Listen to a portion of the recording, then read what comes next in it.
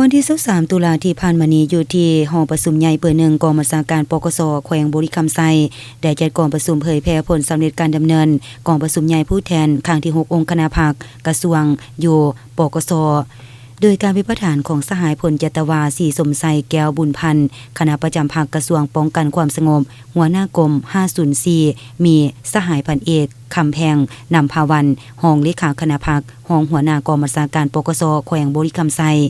มีคณะพิสอบการเผยแพร่ขั้นกรมคณะภาคคณะกองบัญชาการเลขาคณะภาคภาคฐานปกส7เมือง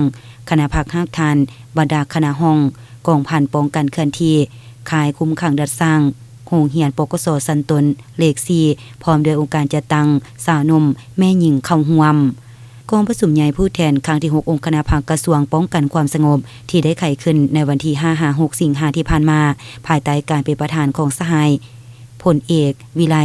ลาคำฟองกรรมการกรมการเมืองศูนย์กลางภาคคณะเลขาธิการศูนย์กลางภาครองนายกรัฐมนตรีเลขาคณะบริหารงานภาคกระทรวงรัฐมนตรีกระทรวงป้องกันความสงบให้เกียรติเข้าร่วมโดยสหายทองลุนศรีสุริตเลขาธิการใหญ่คณะบริหารงานศูนย์กลางภาคประชาชนปฏิวัติลาวประธานประเทศแห่งสาธารณรัฐประชาธิปไตยประชาชนลาวมีแขกรับเชิญผู้แทนกองประชุมและพนักงานปฏิวัติอาวุโสบำนาญเข้าร่วมกองประชุมใหญ่ได้ดำเนินไปด้วยบรรยากาศอันฟดฟื้นและเป็นเอกสารหับห้องเอาทิศทางคาดหมายและแผนการเวียกงานจุดสุ่มใน5ปีต่อหน้า2025-2030พร้อมกันนั้นผู้แทนกองประชุมได้พร้อมกันใส่สิทธิประชาธิปไตยปอนบัตรคัดเลือกเอาคณะบริหารงานภาคกระทรวงป้องกันความสงบสุดใหม่ซึ่งมีผู้ออกสมัครรับเลือกตั้งจำนวน31สหายเลือกเอา27สหายผ่านการปอนบัตรคัดเลือกสามารถเลือกได้สหายพลเอกวิไลลาคำฟองเป็นเลขาคณะบริหารงานภาคกระทรวงป้องกันความสงบสหายพลเอกคำกิ่งผุยลามณีวงศ์สหายพลตรีสุริณะแก้วประเสริฐเป็นรองเลขาสหายพลเจตวานางลีวงศ์ลาวลีสหายพลเจตวานูจรกรท้องดำสหายพลเจตวาคอนสวรรค์สมภาไซสหายพลเจตวาแอนอุ่นอานงนุชสหายพลเจตวา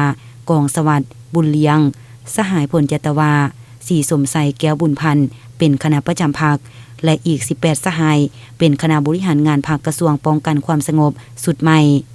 พิธีอย่างใดเสื่อมเอกสารคำเห็นโอลมของเลขาธิการใหญ่ประธานประเทศแห่งสาธารณรัฐประชาธิปไตยประชาชนลาวต่อกองประชุมใหญ่ผู้แทนครั้งที่6องค์คณะภาคกระทรวงป้องกันความสงบซึ่งมีเนื้อในยกให้เห็นปัญหาที่ต้องได้เอาใจใส่ในการชี้นำพาเน้นหนักให้เอาใจใส่จะตั้งปฏิบัติวาระแห่งชาติเกี่ยวกับการแก้ไขปัญหายาเสพติดคณะภาคคณะบัญชาทุกคันจงเอาใจใส่ปรับปรุงก่อสร้างกำลังติดพันกับการแก้ไขบรรดาปรากฏการณ์ยอดท้อภายใน